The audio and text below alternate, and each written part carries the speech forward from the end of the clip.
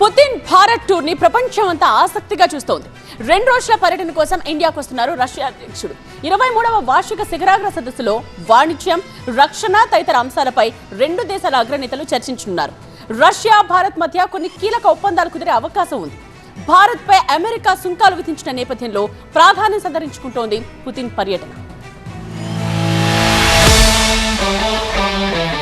Russia చమురుకుంటున్నందుకు America ఉక్రోషంతో ఊగిపోతున్న సమయంలో భారత్ లో పర్యటించబోతున్నారు Putin.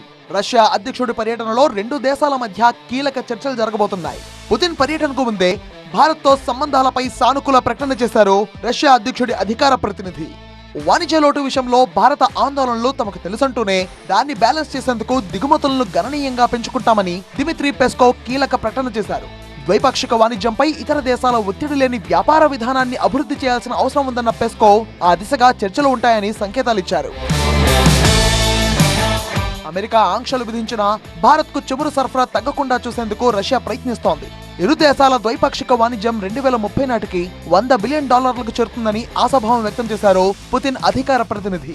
ప్రధాని మోదీ ఆహ్వానం మేరకు ఈ నెల 4, 5 తేదీల్లో రష్యా అధ్యక్షుడు భారత్ లో పర్యటించబోతున్నారు. 2 దేశాల 23వ వార్షిక శిఖరాగ్ర సదస్సులో వాణిజ్యం, రక్షణ తదితర అంశాలపై చర్చించబోతున్నారు. రష్యాతో మొదటి నుంచి భారత్ కు మంచి సంబంధాలు ఉన్నాయి. ఎన్నో దశాబ్దాలుగా ఈ అనుబంధం కొనసాగుతోంది. ఏదైనా సమస్య వచ్చిన ప్రతిసారి భారత్ కి రష్యా అండగా నిలుస్తోంది. భారత్ స్నేహహస్తం చేస్తున్న అమెరికా అధ్యక్షుడు బెట్టు చేస్తున్నారు.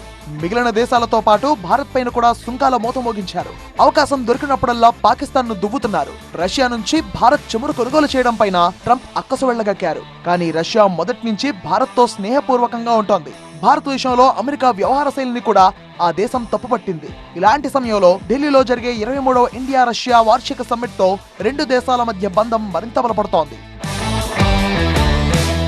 ఉక్రెయిన్ యుద్ధం కారణంగా రష్యాపై అమెరికా అనేక ఆంక్షలు పెట్టింది. దీంతో చాలా దేశాలు రష్యాతో వాణిజ్యాన్ని తగ్గించేశాయి. ఇలాంటి సమయంలో భారత్ చమురు కొనుగోళ్లతో రష్యాకు మేలు జరుగుతోంది.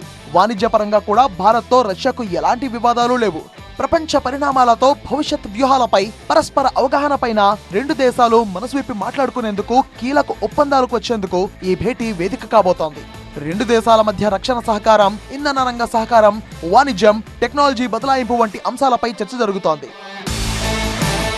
భవిష్యత్ అవసరాల దృష్ట్యా భారత్ కు రష్యా నుంచి రక్షణ సహకారం అనివార్యం. రష్యా డిఫెన్స్ టెక్నాలజీని పొందడం భారత్ కు వ్యూహాత్మక అవసరం.